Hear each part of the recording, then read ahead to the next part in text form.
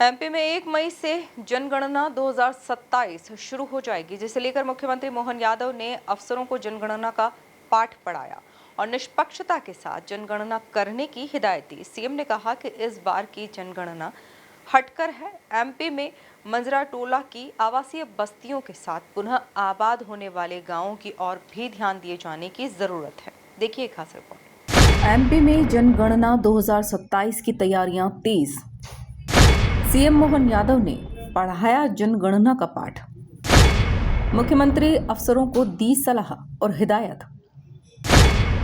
CM बोले, इस बार की जनगणना जरा हटकर है। मंजरा टोला और पुनः आबाद गांवों पर ध्यान देने की जरूरत है।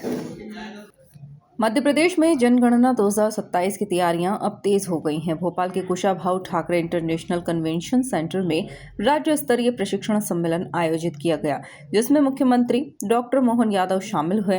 प्रदेश के सभी 55 कलेक्टर, 12 संभागायुक्त और 16 नगर निगम आयुक्त इस महत्वपूर्ण बैठक का हिस्सा बने। मुख्यमंत्री डॉक्टर मोहन यादव ने संबोधित करते हुए कहा कि इस बार की जनगणना सबसे हटकर है। सामान्य 10 साल के चक्र से बाहर जाकर हो रही है। 2021 में कोविड के कारण यह संभव नहीं हो पाया था।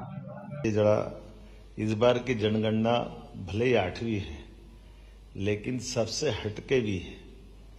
एक तो ये आमतौर पर 10 साल के समय सीमा के बाहर जाने वाली है। जो चक्री क्रम आपका आता था वो उसका क्रम तो 21 में निकल गया, लेकिन अब ये 26 चल रहा है। तो 26 में हम अपने उस समय से थोड़ा बाहर जा रहे हैं। लेकिन ये बात भी सही कि कोविड और कठिन काल में स्वाभाविक रूप से वो संभव नहीं था उस परेशानी को। और एक चुनौती और है, जिस चुनौती के बलबूते पर हम सब अपने इस बदलते परिवेश में आपको जो हमारे समाज की सब गणना का जो विशेष काम दिया है, उन गणनाओं की शुद्धता के लिए, गणनाओं के अंदर की सारी बारीकियों के लिए आपका बहुत अच्छे से प्रशिक्षण हुआ होगा, ऐसा मैं मानता हूं।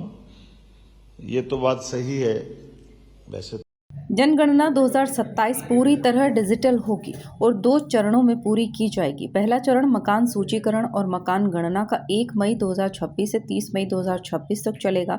दूसरे चरण में जनसंख्या गणना फरवरी 2027 में संपन्न होगी। सीएम यादव ने कहा कि एमपी में मंजरा टोला के आवासीय बस्तियों और पुनः आबाद होने वाले गांवों पर विशेष ध्यान देने की जरूरत है। उन्होंने चेताया कि राजनीति और क्षेत्रीय दृष्टि से चुनौतियां आ सकती है, लेकिन पारदर्शिता और प्रतिबद्धता में निष्पक्षता स्पष्ट दिखनी चाहिए। तो ये आपने बताया कि वैदिक काल से हम कौन हैं, हमारे समाज की जो पद्धति है वो उस तरह से जानी जाती है।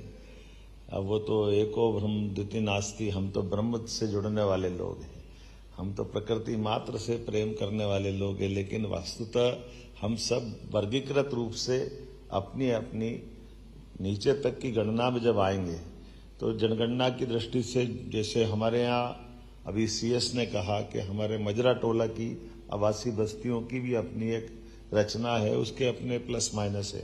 लेकिन उसका हमारे लिए अच्छी बात है कि हमारे आदिवासी अंचल में सहजता के साथ रहने की एक पद्धति है। लेकिन एक और चीज है, एक बेचरा गांव भी है। जो बेचरा गांव, जिन गांवों का बाद में बसना उजड़ना एक कोई कहानी है, लेकिन ऐसे गांवों के अंदर भी ठीक से गणना हो जाए, बेचरा गांव पुनः आबाद भी करे जा सकते हैं, या उनके संबंध में विकास के लिए भविष्य में रोड मैप जब बनाने जाएंगे तो एक चुनौती उसकी भी आने वाली है। वैसे आप सब इसकी चिंता करेंगे। हमारे राज्य की अच्छी परंपरा है, प्रशासनिक अधिकारी सारी गंभीरता के साथ सारी बातों को लेंगे और इस आधार पर ये हमारी जो मूल जिस कारण से हमने कॉन्फ्रेंस रखी उसकी सफलता मिलेगी। सड़क, अस्पताल, स्कूल, ये सब आपकी बनाए हुए बुनियाद पे ही खड़े होंगे, जिस आधार पर सही से गणना हो जाए, सही से चिंता हो जाए भविष्य की दृष्टि से। अब ये बात सही है कि कुल मिलाकर मध्य प्रदेश में जनगणना 2027 सिर्फ एक प्रक्रिया नहीं, बल्कि डिजिटल युग की एक बड़ी प्रशासनिक पहल है, जिसे लेकर मुख्यमंत्री ने अफसरों को सावधानी, सतर्कता और निष्पक्षता रखने की सलाह दी है। Bureau report, MP news, Bhopal.